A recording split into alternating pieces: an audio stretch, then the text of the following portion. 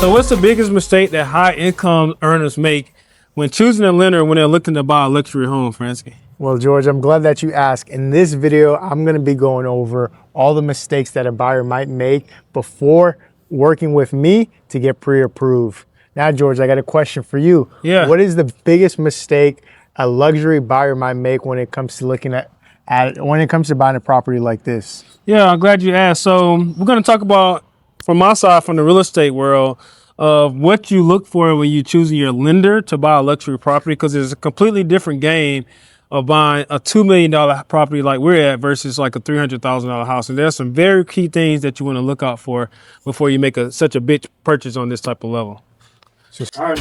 All right, cool. So that's good stuff. Now, I want to ask, and I get asked this question on the real estate side too. When should someone start to engage a lender?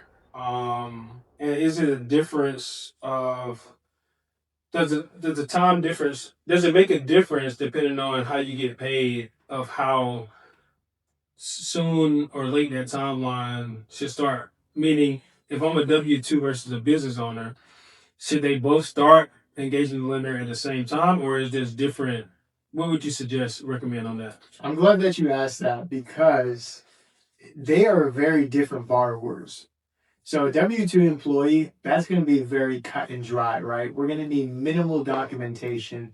So we'll just require the last 2 years or last 1 year of W-2s, most recent 30-day pay stubs, and 2 months of bank statements. And it's very straightforward for W-2 income. Now, depending on where you are in the process of your taxes, for a self-employed borrower, that could need a lot more documentation, right? So as we mentioned before, you might need to amend your taxes, and depending on when the taxes are, or you might need to file them correctly.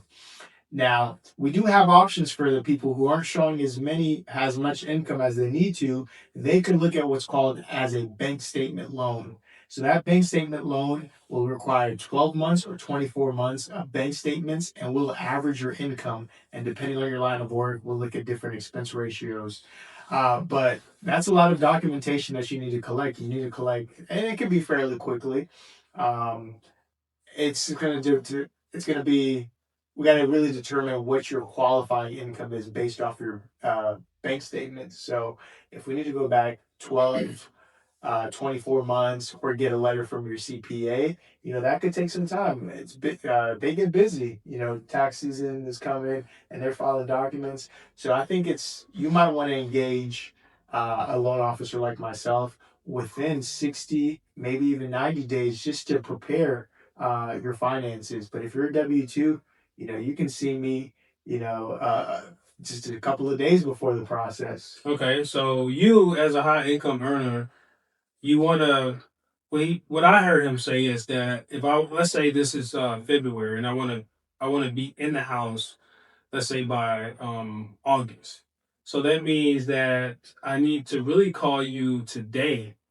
It's not too early to call you today, but I could wait, maybe April. If I'm really organized with my documents, I'm sure that probably plays a part how the individual business owner is organized within their business and how they file the documents away and stuff like Correct. that. If it's going to be a lot of restructuring, got to get LLC set up or documentation source, or some people are late filers. Some people wait till the deadline or get extensions, and they might not, because right now we're in 2026, and some people might not have all their 1099s in. You want to get all that stuff up front, and that can take a while to collect, from vendors. So you want to start downloading all those documents. And a lot of people don't necessarily know exactly what they need to get gathered. So talking to a loan officer is perfect well in advance, because you're going to get ready and know exactly where you stand. Yeah, good stuff. And then I think also, to piggyback, just something that popped in my mind, if you're not ready, at least you can give yourself time to get ready, because you'll be able to let them know, okay, this is not good enough. We're gonna need X, Y, and Z. We're gonna need this to be updated or that to be updated. But I think the cool thing about that, you still have time to get those things together and still hit your target goal of being in the house by August. That's exactly right, George. Okay, awesome. So why don't we do this, man? I think people get a lot from this. let's transition into a different space of the property, and then we can show them while we're talking through these things of what a property of this caliber. I think this is 2.695, so essentially $2.7 million. So we're going to give you a little BTS of some aesthetics of the property, so you can kind of see what it looks like. All right, let's go. So what are the top mistakes that high income earners make when buying a property like this? Today, we're going to talk about the biggest mistakes that you might make when you're buying a luxury property. And we're going to also talk about from the real estate side, what should you be looking for in the lender? Well, George, I'm glad you asked. In this video, we're going to be discussing all the mistakes that one could possibly make regarding their financing before they speak to me. So stick around and we'll be going over what not to do when buying a house like this.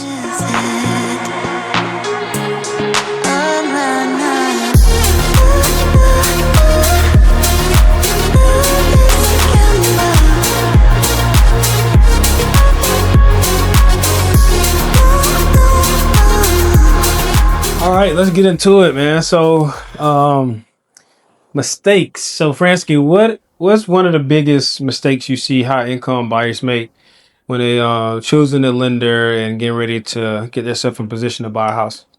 Okay, Like well, this one.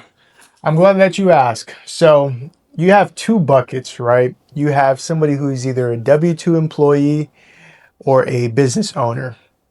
Now, a study from the IRS showed that most 80% of individuals making $100,000 or more are business owners. And this is for my business owners. The biggest mistakes that I see when you come to me is that they have too many write-offs. They might make $1 million, but only show $100,000 or $200,000 in income, which is still great money, but it hinders you from qualifying from a property like this, because we all know why they do this, right? To have a less tax liability. That's the smart way to do it. But I would say write-offs are the biggest killers of income to qualifying for a mortgage like this. Ah, okay. Yeah, no, that's so good because you and I both know as business owners, not only do we like to get the benefits of the tax write-offs, of course, everybody want to save as much money as they can. And we don't realize at the time, we don't think about the future purchases that we want to make. And this applies to real estate. It can apply to a business loan if you want to take out a business loan. Mm-hmm. It can apply to vehicles that you may need to purchase for your business. Right. And I think having somebody like yourself to educate people on the front end, Mm-hmm. because when you got boots on the ground, you're in the trenches every day running your business. You're not thinking about this stuff. You just need to focus on what's gonna move the needle in your business, right? Correct. So you're just not thinking about it, and to have some support of somebody like yourself that's educated on how that stuff works, I think is a huge game changer. And then after you purchase the house, you can go back to deciding how you want to structure your taxes from there, right? That is exactly right. You can amend your taxes. And I like to let my clients know right now, the first way is to just file them right, show as much income. But after you close, you can amend those taxes and have as many expenses as you can to, offset your liability with the IRS. So good. Dope. That's good stuff. Now, I want to ask, and I get asked this question on the real estate side too. When should someone start to engage a lender?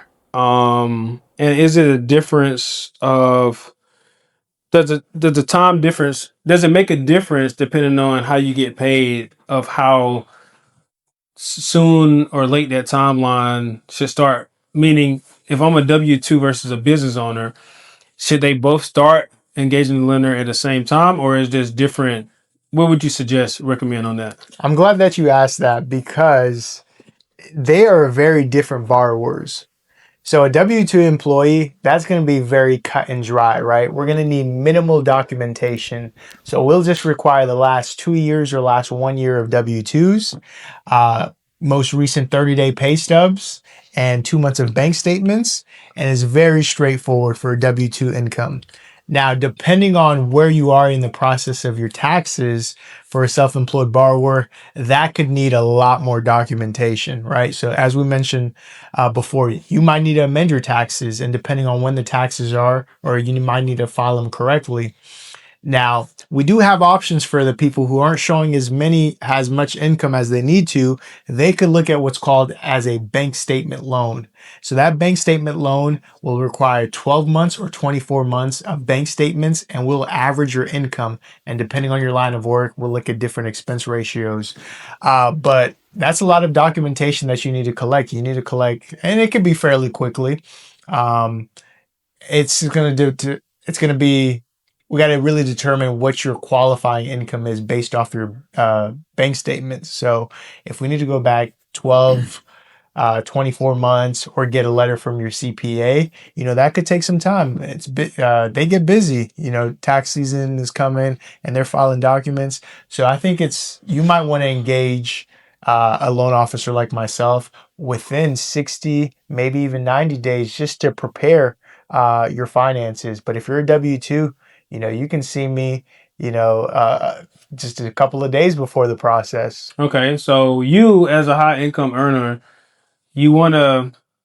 What I heard him say is that if let's say this is February and I want to be in the house, let's say by August. So that means that I need to really call you today. It's not too early to call you today, but I could wait, maybe April.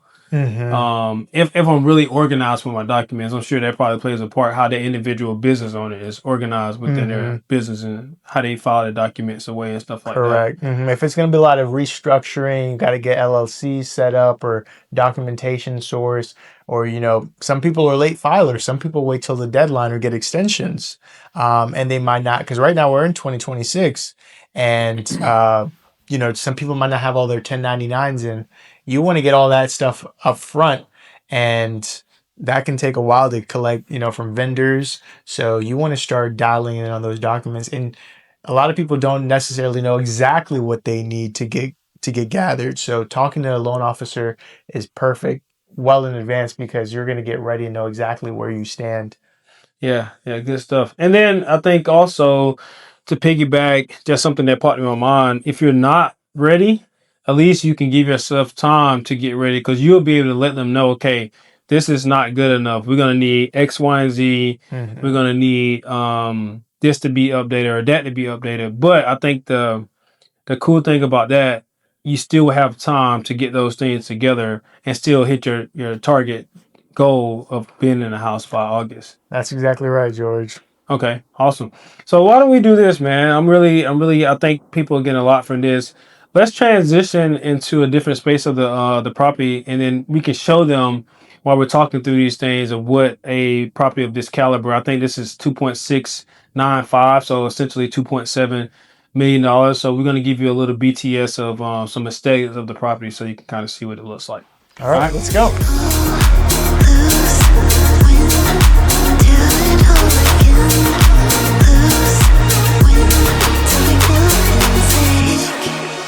From a realtor's perspective, how much does lender strength actually impact an offer getting accepted? Ah, man, I really like this question. Let me just say this. Most people believe that all lenders are equal. They're not, especially when it comes to luxury properties. And the strength of the lender can really matter whether you get your offer accepted or not. Let me tell you what I mean by that. So, when you're dealing with luxury property, you want a lender that's going to fully pre-approve you, not pre-qualify, but fully pre-approve you. This is almost as good as cash.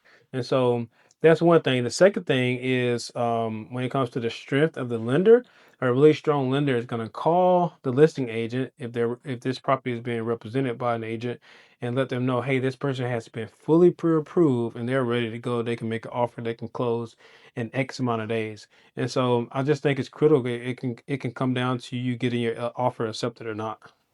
That's good. Thank you. I got a quick question for you. What makes you choose one lender over another in competitive situations? Hmm. Really good question. So for me, I like to choose a lender when it comes down to, let's say I have two or three lenders I have in mind for a deal. If this lender has some level of experience with dealing with luxury properties or higher end properties, I'm probably going to tend to work with them just because they have a background in it. They have experience. They kind of know the nuance, the ins and outs of those type of properties. Not always. On the same at the same token, if there's a lender that's very educated, they're very motivated, they're easy to communicate with, I may choose that lender instead. So I think it just depends on the property, but more so, I think communication is a top priority, and just knowing the numbers. A lender that really know the numbers, that can really give that particular buyer the exact numbers they need to walk in confident when they're looking to make that offer. That's Yeah, really good. That's yeah, really yeah. good. You got some options.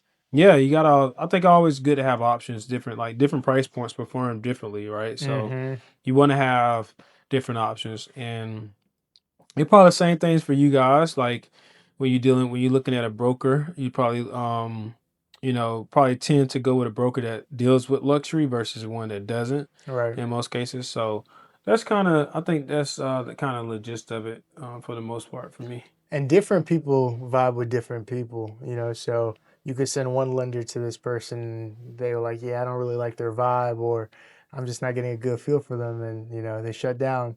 But if they Yeah. work with somebody else and they just gel really quick. 100, 100. I mean, at the core, you definitely want to deal with somebody, no matter what the price point is, who's going to actually care for you, care about your deal, whether they experience or not. If they care, they're going to do whatever it takes to get it done. And so that will probably be, I'm glad you brought it up. That will probably Mm-hmm. be the most important thing outside of experience. It's like somebody that really care. And then personality too. Sometimes you can get a feel for somebody. They just kind of want to get the deal done, but we have to have our clients' best interest at heart every single 100%. time, regardless. So, but good question. Yeah. Alrighty. Well, thank you. So my next question is, how can a lender strengthen, help the buyer strengthen their offer beyond just a pre-approval letter? You and I don't know anybody can issue a pre-approval letter, That is right? correct. So what's the secret sauce to that, to really Man. taking that pre-approval or that buyer credentials or how they look to the seller at another level? Okay. I love this question because I'm an investor by heart. So I'm always used to putting offers myself. But that question that you just asked, there's so many things that you can do, right? Like you mentioned in the last question I asked, calling up the agent. Some loan officers don't pick up the phone. They don't talk to people. So calling the agent and letting them know, hey, my client is pre-approved. They're good to go. They have money. They've been conditionally approved, letting them know that information. And this is another thing that I like to do is if I'm confident, like 100% confident in the borrower and they give me everything and I've just looked at everything, I will waive financing contingency just so they can get approved. Mm, And so that way it makes their offer look really competitive and it's truly like cash. There's nothing tied to it. mm, And another thing too that I like to do is to make your job easier and make it more competitive is sometimes I will do no financing contingency and no appraisal contingency and get everything done within your due diligence window. mm. So all we have, let's just say it's a 5 or 7 day due diligence. I'll make sure everything is done within that window, and that way we can get the offer approved. And just to give you some context around the financial contingency, a lot of people don't even know what it is, and it's the period of time once you go on the contract that you have, or the lender rather has, to verify that they definitely can do the loan for you without you losing your escrow money. And so that's one of the biggest concerns that sellers have when they sell offer is how long is that financing contingency. And what Fransky just said is that if he's able to waive that completely. And that's going to give the seller so much more confidence to take your offer when he's able to do that. So Mhm. I just wanted to speak on that because a lot of people don't know what the financing contingency is. All right, so Fransky, when it comes to behind the scenes, the things that the buyers don't see, what are some things that you do? And I know every lender is different, right? So Mhm. what are some things that you do behind the scenes that the buyer never sees doing negotiations that pretty strategic that can help them get their offer in front of the next buyer's offer? Yeah, I like to add a personal element. So sometimes Mm, I might reach out directly to the listing agent and just confirm, hey, my client really loves the house. Because at the end of the day, a lot of they get if it's a multiple offer situation, they're just looking at numbers. But if you can make a connection with the listing agent and letting them know, hey, your client either really likes the home or, we're doing everything we can to close on time and you're going to be communicated throughout the process and just really showing myself, letting them know I'm going to be available. I'm going to give them constant updates.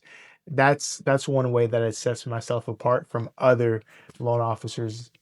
okay, that's great. And I think that's so good because a lot of people, our customers, a lot of time, clients, they don't understand how strong of a relationship business this really is. I mean, Right. just that one simple phone call can change how the listing agent feels about the buy, not only the buyer, but also the buyer agent, right? And the Hmm. lender. And so, like we said earlier, a lot of people just don't do that. But it's these little things that makes one person extraordinary versus just average. Right. And so we just so we're in such a deep relationship business that a lot of times people will work with you because of the relationship, not because you got the best offer a Oh, lot of times. 100%, a hundred And percent. so, If they know that, hey, I've done a transaction with this individual before and it's been smooth, I'm willing to do that instead of working with a broker who's, in a whole different state and they don't have any type of public, like you can't even get a hold of them.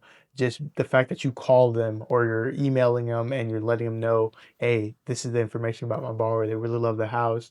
That goes a long way. 100, that's what's up.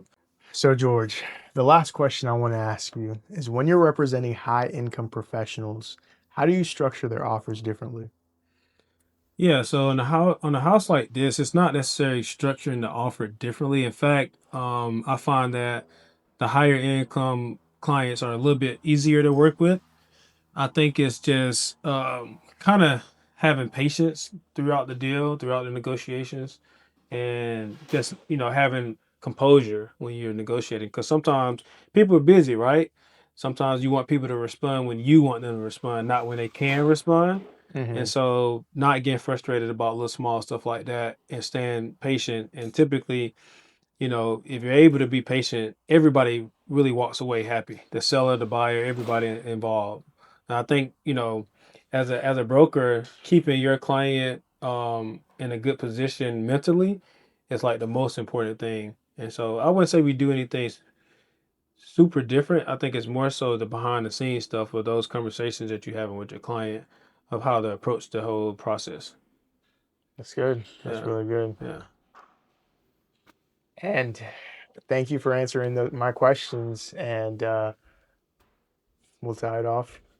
Yeah, so hopefully you got some value out of this video and give you an insight of what it takes to buy a house like this and what that looks like, what it will cost you to buy a house like that, like this. And if you got any questions, drop them in the comments, and we'll see you guys on the next